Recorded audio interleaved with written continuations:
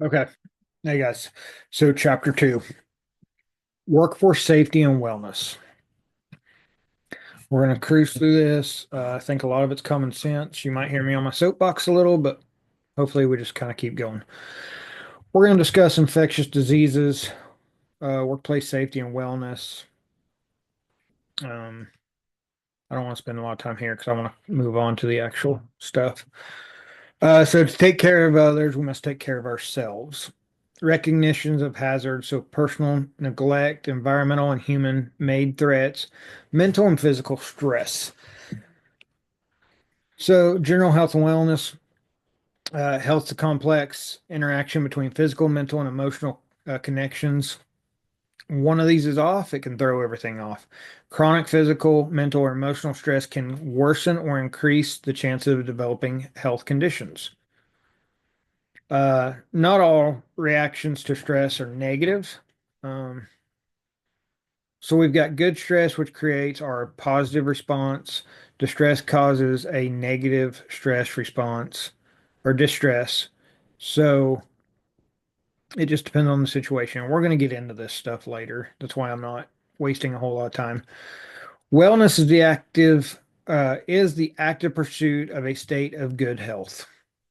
Resilience is the capacity of an individual to cope with and recover from distress. So, eat a healthy and well-balanced diet, ensure a minimum of 7 to 9 hours of sleep, and strengthen positive relationships with family and friends. Welcome to EMS. You might get 10 hours of sleep and you might get two. It just depends. Uh, Quick trip burritos are pretty good. A lot of Red Bull. It just depends on where you work, how fast paced it is. Um, you do, this job will take a toll on family and friends.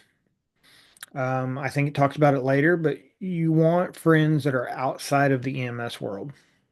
You can still have friends that work EMS, but you need friends that aren't related to, aren't associated with it, because you cannot live this thing 24/7. On the family side, it's tough because a lot of times we are gone for 24, 48 hours away from home. We might be staying with the opposite sex. We might be talking about, our partners. It can take a toll on relationships and family. So be aware of that. Build relationships with peers and colleagues. Uh, Incorporate daily stretching, movement, and exercise. Build habits of mindful and positivity. Um, Trying to stay in good shape or working out, having a hobby, having things to do. I like hunting, fishing, and camping. I play golf all summer long. I work three jobs because what else am I going to do? Um, have those outlets. Like I said in the second ago, you can't live this 24/7. This is a super rewarding career. I love what I do, but you do need to be able to step out of it once in a while. Minimize or eliminate stressors. So change partners to avoid a negative or hostile personality. When you're with the same person all the time, sometimes you kind of get on each other's nerves. It's okay to change partners once in a while. Change work hours. Um, that's kind of a hard one to do. Change the work environment. In this job, sometimes you need to move to a different service. Um, Cut back on overtime. Don't call in every time something comes up and they need extra help. Sometimes you got to think about you. Change your attitude about the stressor. Talk about your feelings. I'm going to come back to that one. Seek professional counseling if needed. Do not obsess over frustrating situations. Try to adopt a relaxed philosophical outlook. So, changing your attitude, this is all about who you are. I am the worst person to teach this slide right here, because I stress over everything. I'm always just scared shitless that I have hurt someone's feelings or that I might have been negative to somebody or well, what if they took it the wrong way? I overthink everything. So, um, it depends on who you are as a person, but talk about your feelings and seek professional counseling if needed. We're going to talk about this a lot throughout class. Um, and I'm really going to pick on you guys because you're more likely to bottle it up than women are. Uh, we don't show the emotion quite like we should. And I've had some incidences where one, I had a really bad call and I bottled it up. And it literally changed me who I am as a person. I know it did. I can't fix it at this point. But then a few months later, I had another really bad call. Um, and I handled it appropriately. I did. I bawled like a baby for days. I talked to people. I went to counseling. And I'll be danged if it didn't change me. I accepted it. I moved on. I was fine. So when you deal with it, it's a lot easier to get over. If you bottle it up and you don't handle it, man, it will eat you up. And try to adopt a relaxed philosophical outlook. It's hard to do. Once again, that depends on who you are as a person. Expand your social support system. Develop friends and interests outside the emergency service. We talked about that. Limit intake of caffeine, alcohol, and tobacco. Um, it's not good for you. So, as the instructor, I have to tell you, um, drink your water, eat balanced meals. Don't just drink coffee and Red Bull all day. And on your days off, don't go home and drink beer or old fashions from sun up to sundown. Tobacco, you're going to do what you do. It's not good for you. Eat regular, well-balanced meals. Limit consumption of sugar, fat, sodium, alcohol. Maintain adequate fluid intake. You guys will see me throughout class. I do drink a lot of coffee. I'll tell you straight up, but I carry my little water bottle here. Drink about 3 or 4 of those a day. Um, I try to eat good meals when I can. So do your best to try to stay healthy. It will help you in the long run.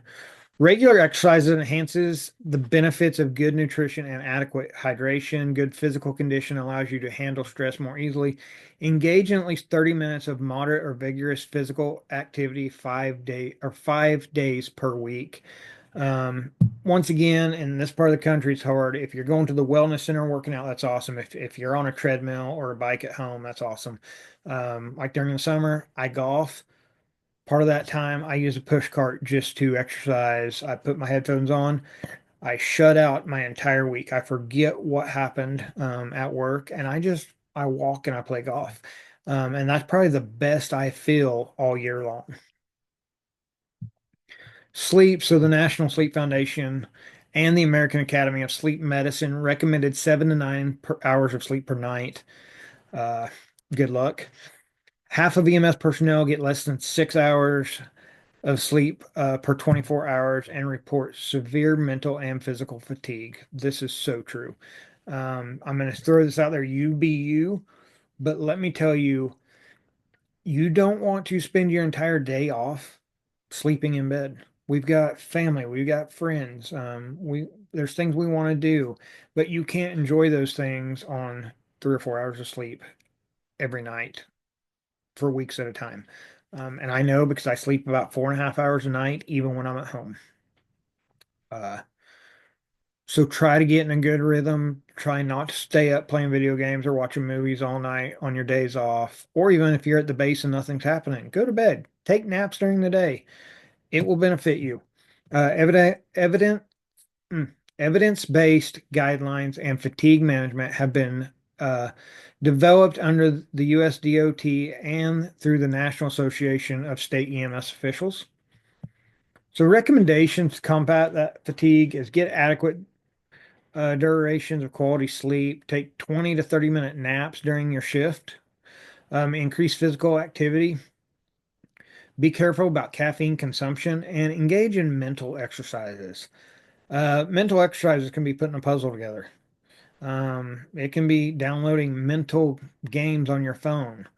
Uh, any of that will count. Recommendations to improve sleep quality. Avoid caffeine and nicotine for at least 4 hours before bedtime. Ensure your sleep environment is dark, quiet, and cool. Exercise early and allow enough time to relax. Nap early. Avoid heavy pre-sleep meals and balance fluid intake. Establish a calming pre-sleep routine. What that means is find a routine that is calm, that settles you down. Mine is my audiobooks. I put my shocks in, I turn my audiobook on, I have it to where it will shut off at 45 minutes, and usually I don't make it that far. Um, Sleep when you're truly tired. When you're tired, take that nap. Don't watch the clock. That's a terrible one. Keep a consistent sleep schedule. Good luck in EMS with that, but do your best. Expose yourself to natural light during your waking hours. Here we are. Sorry. Talking about sleep, and I'm yawning. Disease prevention and health promotion. So, disease prevention focuses on medical care and prevention to avoid the effects of disease. Health promotion focuses on personnel practices and social habits to improve one's health. Smoking, vaping, and chewing nicotine can lead to cardiovascular and respiratory illness as well as cancer. I think we all know that. Strategies are available to assist with quitting nicotine containing products. Um, yes, there's the quit hotline at 1-800 quit now. There's nicotine, there's all kinds of stuff. Those of you who know me, I used to chew tobacco and I've switched to the no tobacco, no nicotine dip, if you will. Um, and it works fine. It was more of a habit of having something in my lip than it was the actual nicotine and tobacco. So if you struggle with that, there are options out there. Alcohol abuse, acceptable alcohol consumption is described to be 1 drink per day for women and 2 drinks per day for men. That might be a quiz question.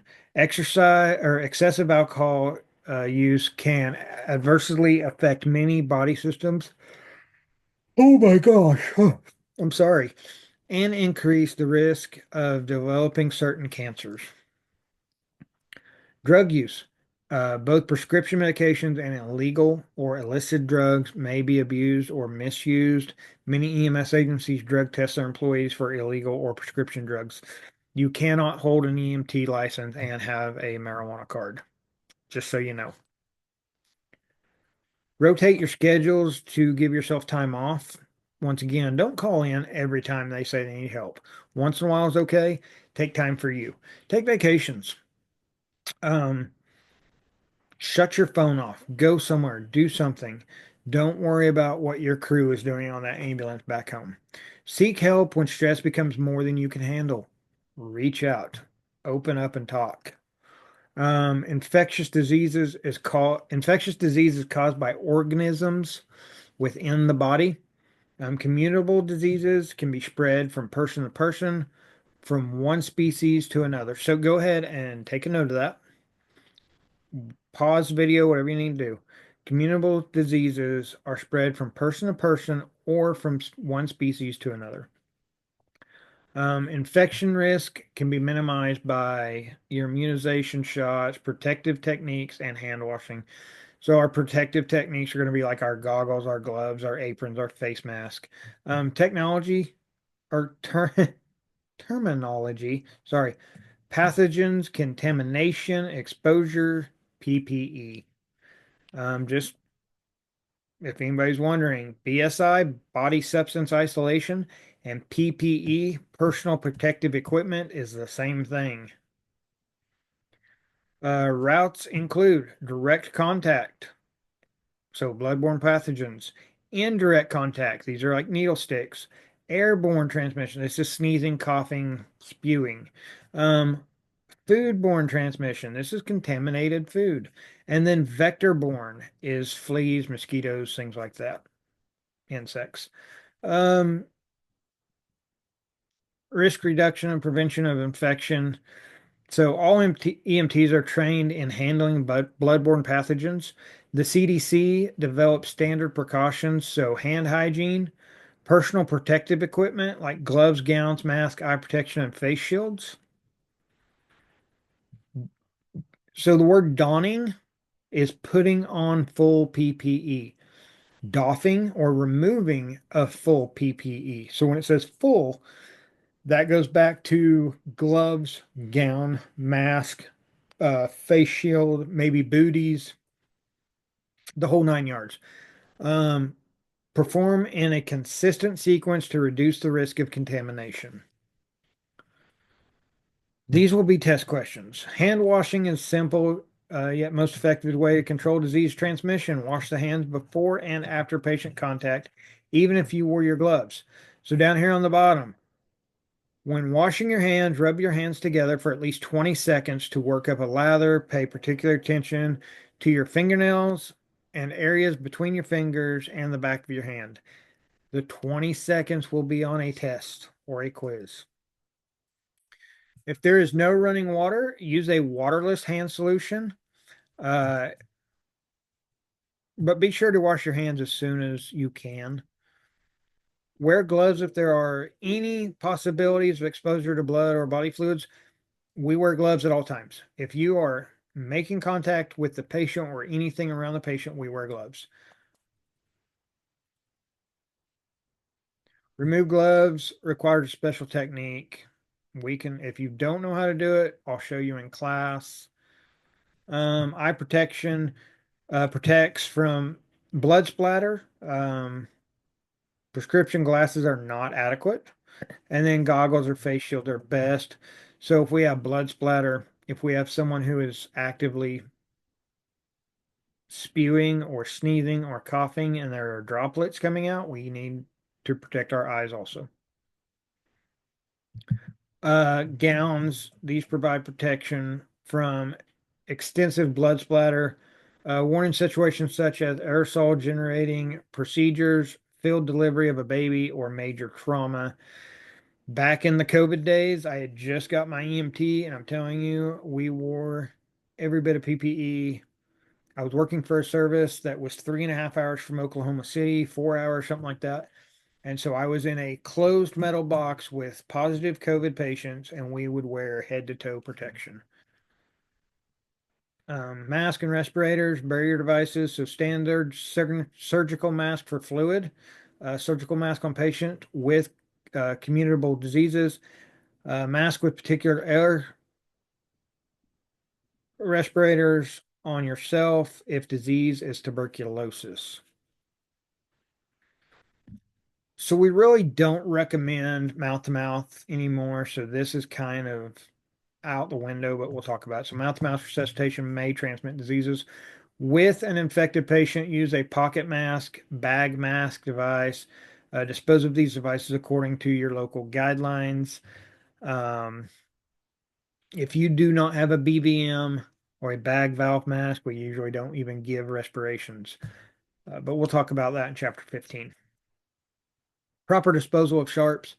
The proper disposal helps avoid HIV and hepatitis. Do not recap, break, or bend needles. So if you are helping like an advanced or a paramedic, a lot of times we will start a line, we'll start an IV, and we'll set that down and we'll be like, hey, there's a sharp on my left. Hey, there's a sharp on my right. And we might, hey, will you grab my sharp? So we just need to not like sit there and try to bend a needle or see if we can get the protective sleeve off of it after we put it back on or whatever. Um, they always go in the sharp containers. So no guarantee of a 100% risk-free environment. Risk of exposure to communicable diseases is a hazard of the job. We're going to follow the OSHA guidelines and know your infectious disease plan.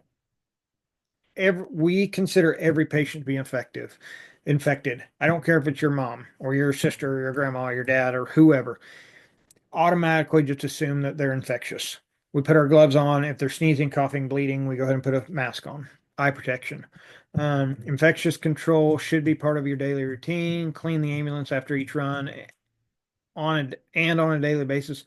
Cleaning should be done at the hospital whenever possible. So we make our run, we take the patient in. When we come back out, we should remake our cot. We should clean everything that was used. We should clean the inside of the ambulance, wipe it down with those sani pads, to sanitize everything before we go get our next patient. Immunity. So even if germs reach you, you may not become infected. You may be immune. Prevention measures, maintain your personal health and receive your immunizations. So your immunizations, Your hepatitis B is what's recommended, your influenza, measles, mumps, and rubella. Uh, yeah, you can read all these. You should have got these as a kid. Most people do. Some people choose not to be vaccinated. Like I said, there's special paperwork you can fill out for this. In this occupation, though, you probably do need those because you're at a higher risk of coming in contact with them. General post exposures. So turnover patient care to another provider if you're exposed. Clean the area. Rinse your eyes if necessary for 20 minutes. That's a good number to remember.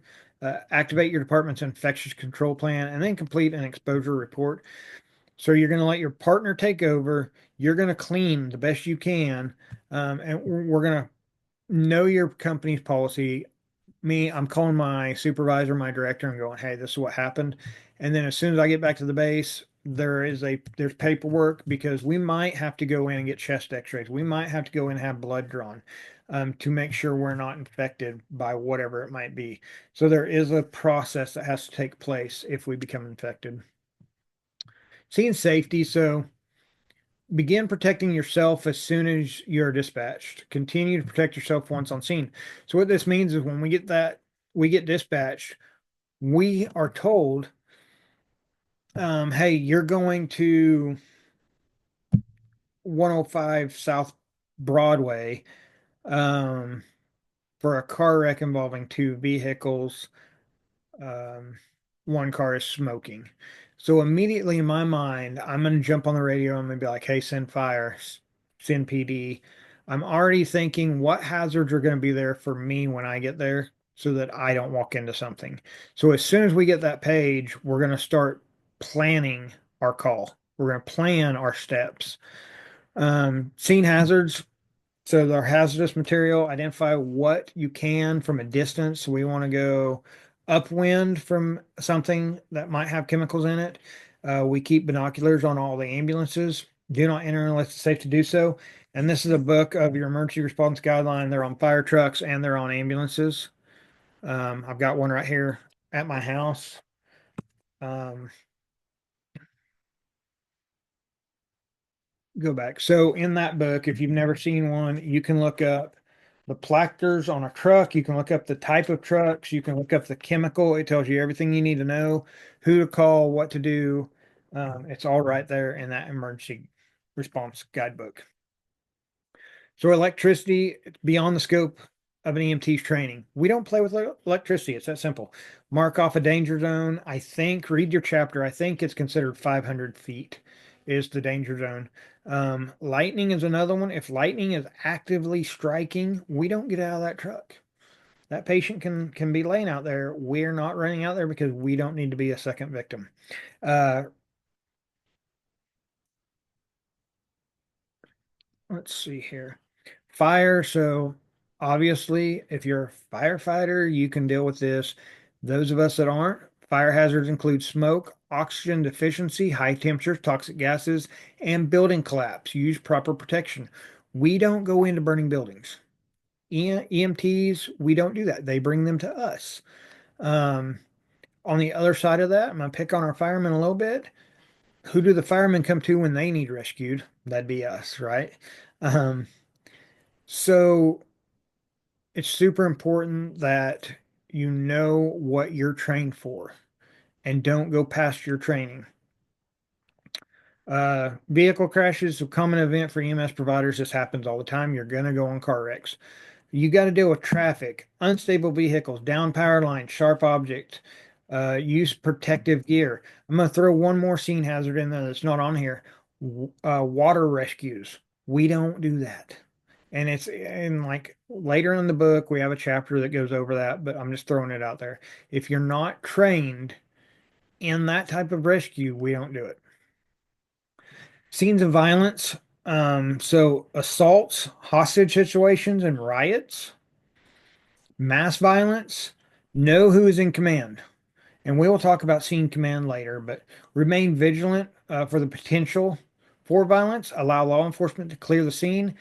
At scenes involving projectiles, find protection, cover and concealment. So cover hides you, concealment protects you. So I'm hiding behind my pickup door or my ambulance door, I'm covered. If I hide behind the wheel or the engine, now I have concealment. That is the difference. Um, let's see. Recommendation for preventing violence. So training and practice identifying scenes of potential violence, training and practice with de-escalation strategies and techniques, training and practice involving interpersonal communication, dispatch identification and alert of past or potential threats of violence. So, okay, for some reason it kicked me off there. Um, I don't know if I lost Wi-Fi or what for a second. So anyway, let's continue. Gosh, dang it, stop that.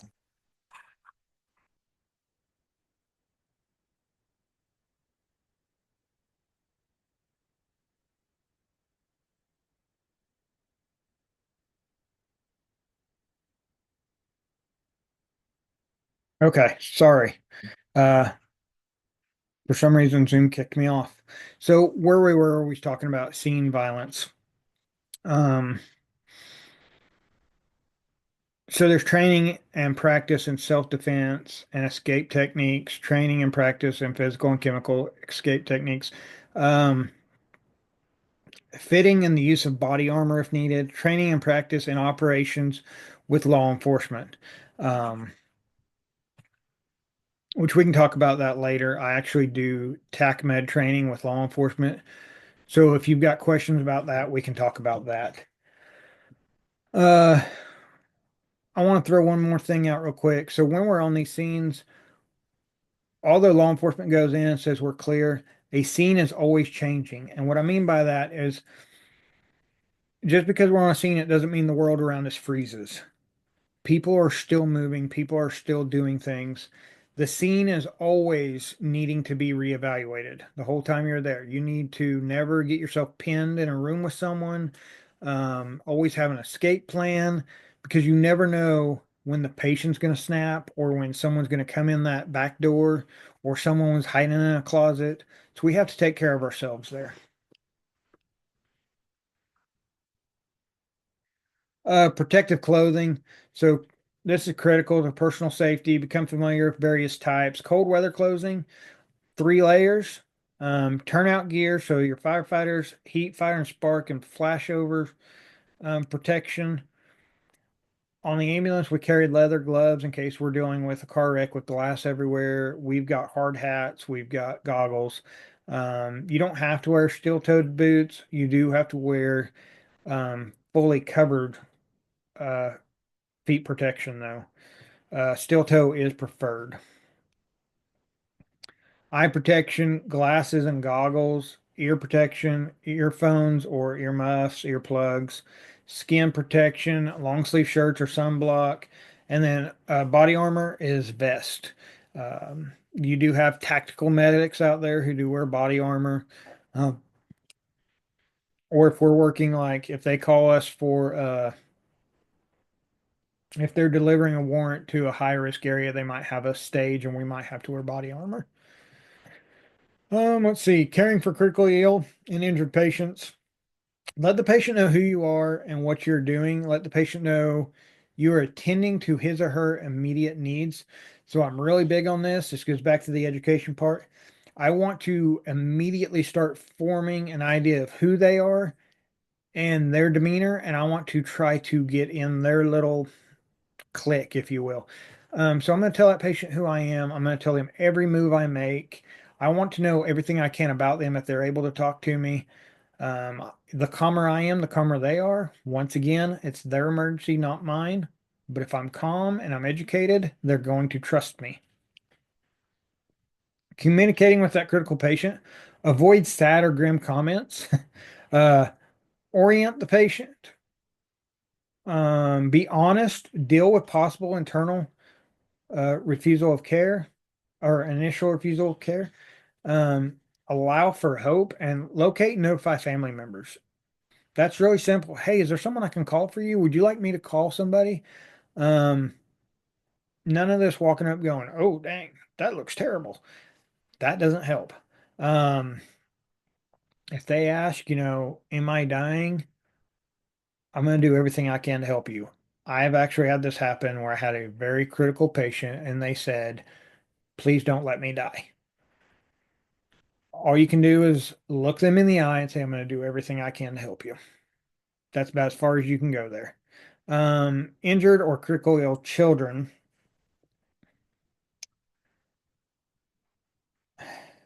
ask a responsible adult to accompany the child.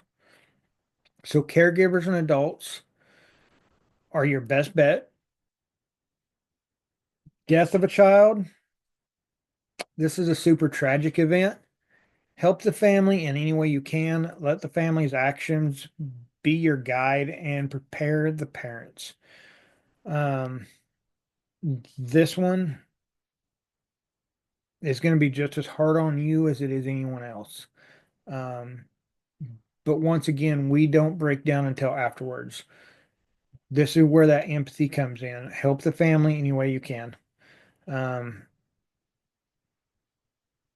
read the room, read the family, read the people around you. And I hope you never have to tell the parents, but if you do, remember it's going to be rough. So, death and dying, death occurs. It's normal. Um, quite sudden after a prolonged term illness. It can happen either way. Um, Even if someone's expecting their loved one to die, they've been on hospice, they've been bad for 4 years, we knew it was coming, it still hurts. So keep that in mind. The EMT will face death. You will face death at some point in your career. Just be prepared and talk to someone. Find a counselor. Strategies of grieving. So these are going to be quiz and test questions right here, guaranteed. So there's denial, anger, and hostility. There's bargaining, there's depression, there's acceptance. The EMT's role, ask how you can help.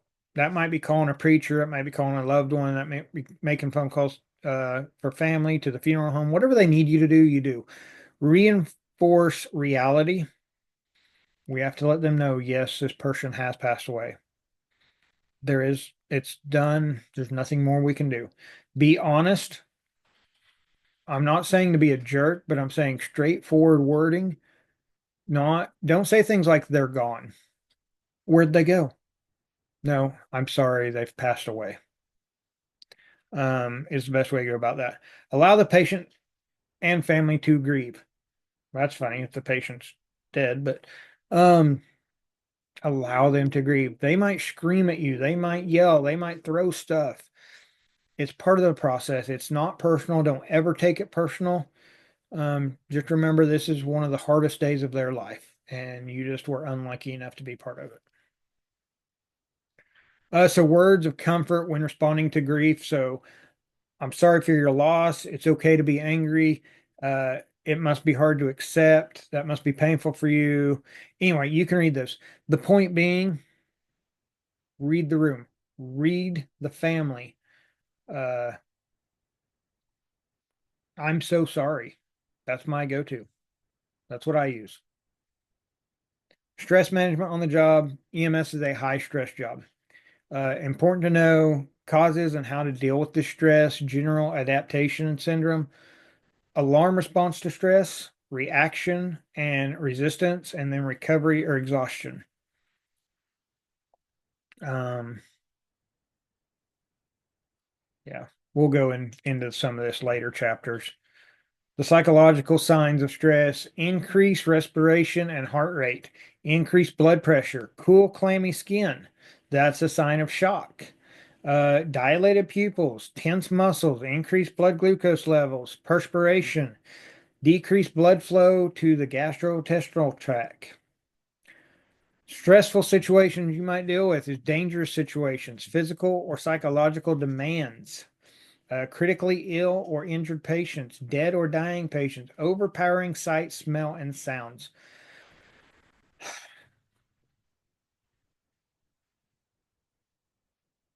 Yeah, I was going to say The sight, smell, and sounds is something I'm going to teach you to look for on your scene size up. So as we roll up to a scene and get out of the truck, I want you to pay attention to what you see, smell, and hear, um, because that's part of determining what you're walking into. I was trying to think if I wanted to jump into that, but so stressful when you have multiple patient situations. You've got three people screaming, "Help me, help me." Your job's to find the worst one. That's who you help first. It's called triaging patients. So we're going to find the worst patient. Well, while we're fixing this one, those two over there are screaming at us.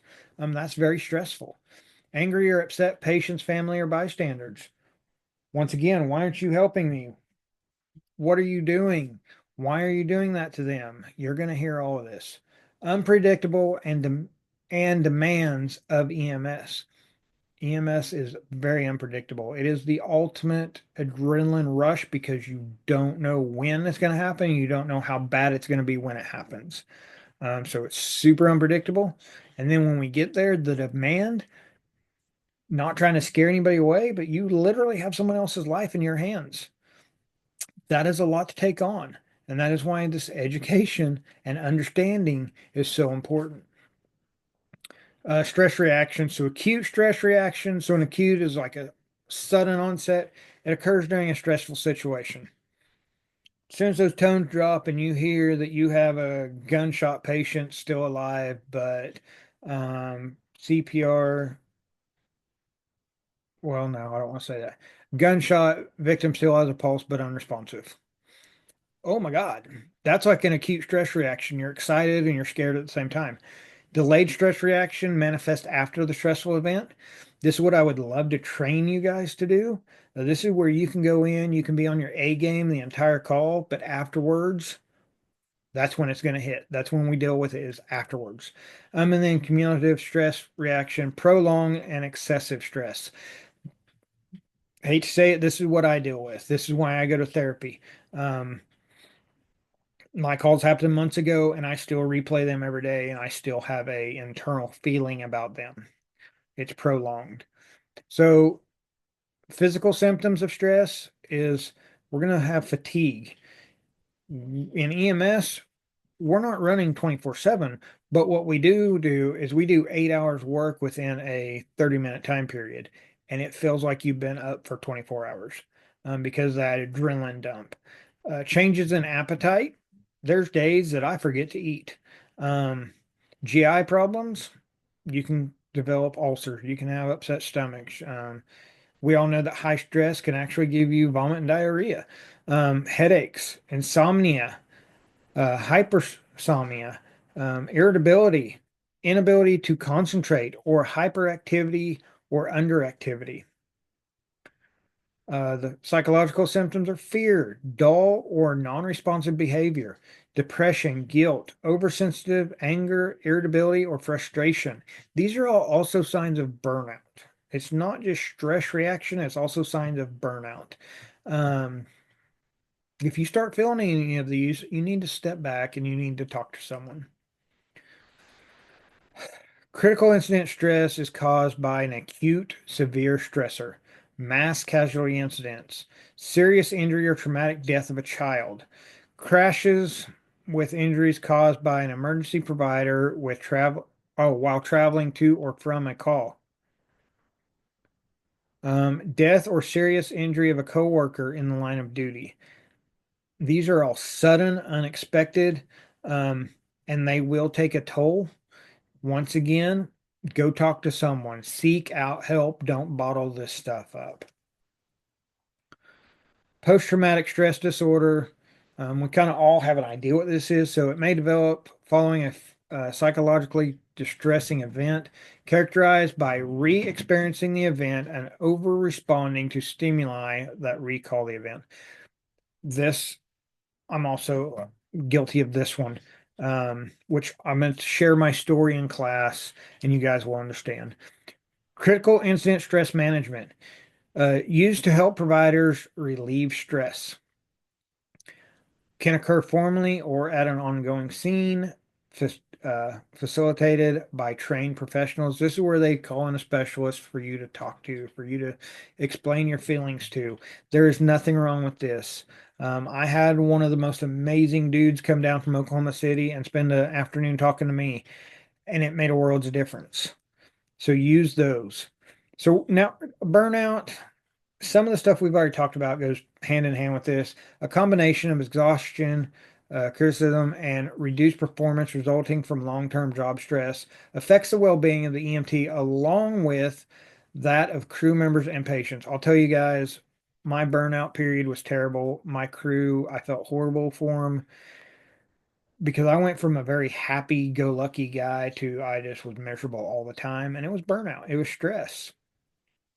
So if you start feeling this stuff, fix it then. Don't wait.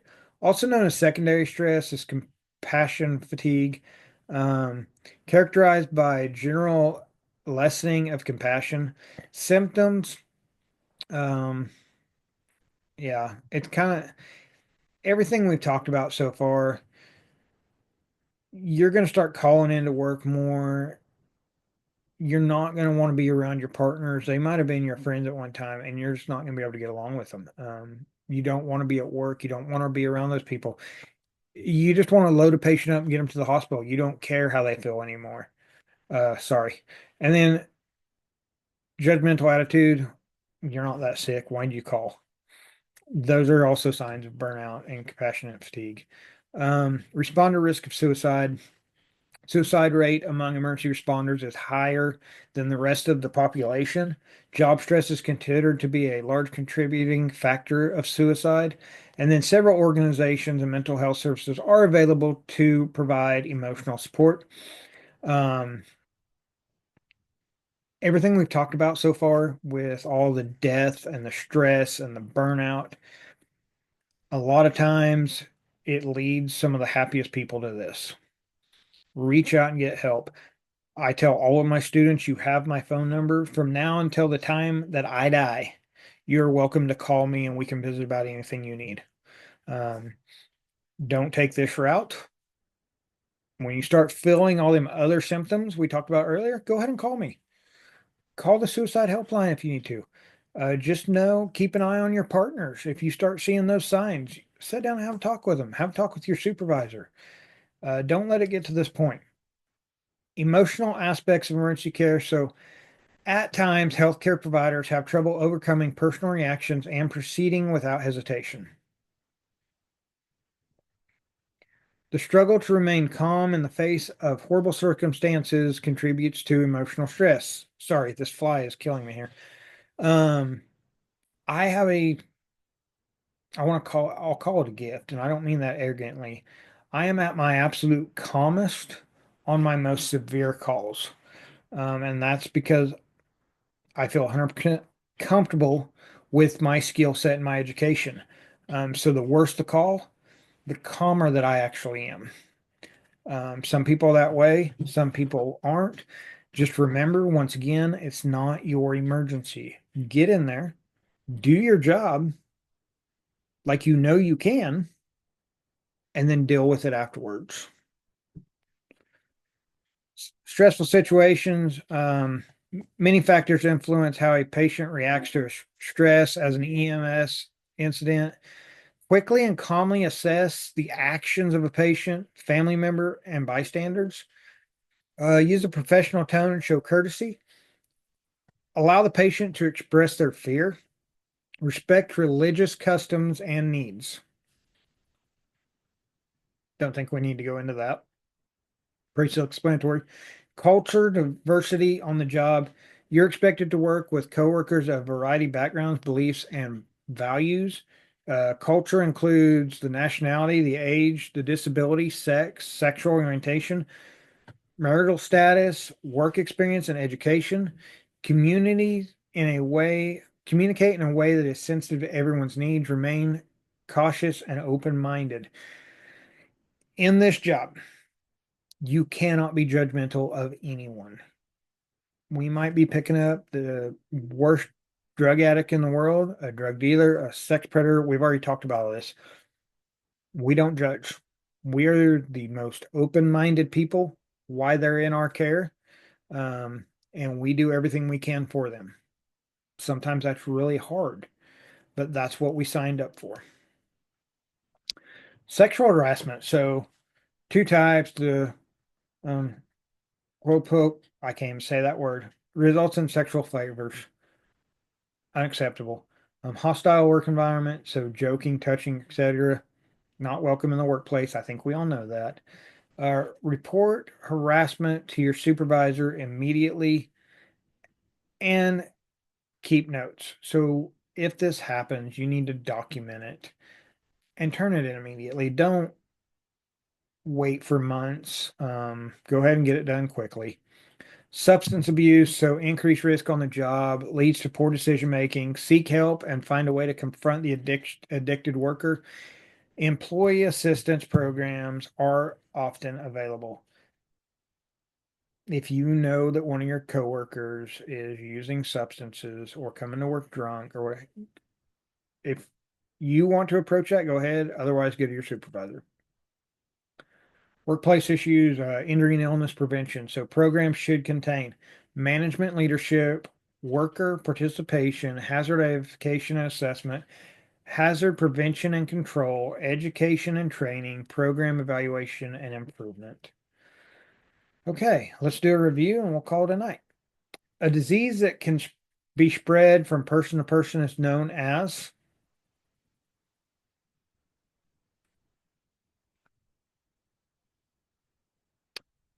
B. A communicable disease can be spread from person or from one person or a species to another. The most effective way to prevent the spread of a disease is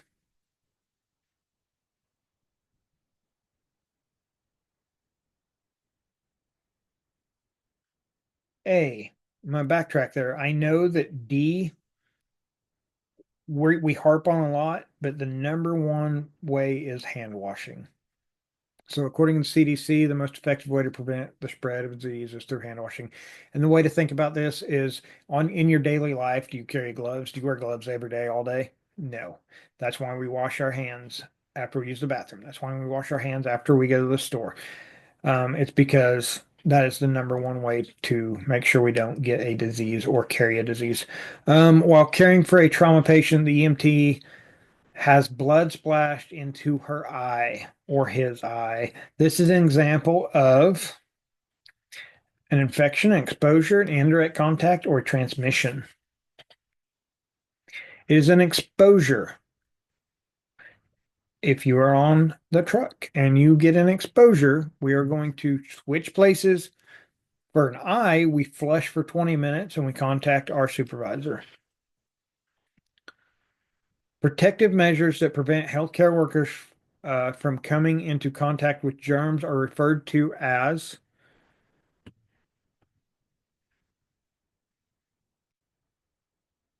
B, standard precautions prevent healthcare workers. So let's look at that again. If anybody said PPE, you are right, but you're not right. Standard precautions are the standards we use to determine what PPE we should wear. Little confusing there. What is the second stage of response in in the stress response known as the general adaptation syndrome? Is D, the body typically reacts to stress in three stages: the alarm response, which is followed by the reaction and resistance, and then the recovery.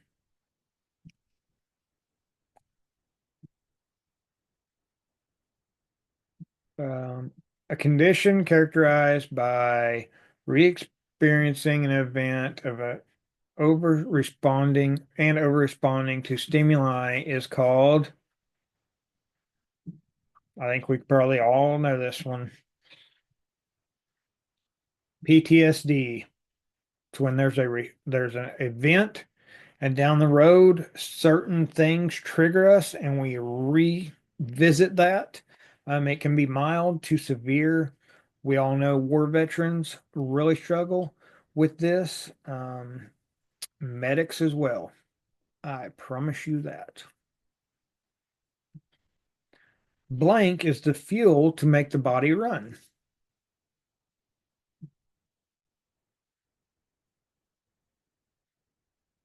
Food.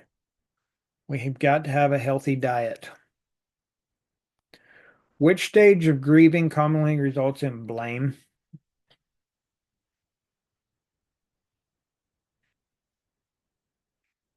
B, the person may lash out on the EMT and or blame the EMT for the unfortunate event.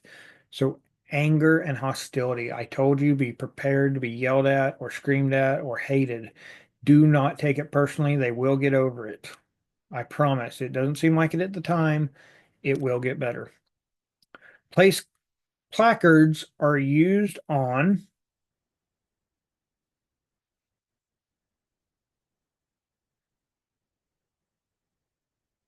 Placards are used on buildings and transportation vehicles. It allows us to know what is in there, the building or the vehicle, the trailer. It allows us to know how flammable it is, if it's deadly, is it corrosive?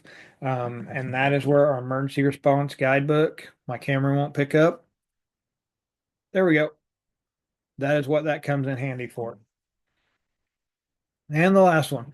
The five most common hazards associated with structure fire include smoke, oxygen deficiency, high ambient temperatures, toxic gases, and building collapse.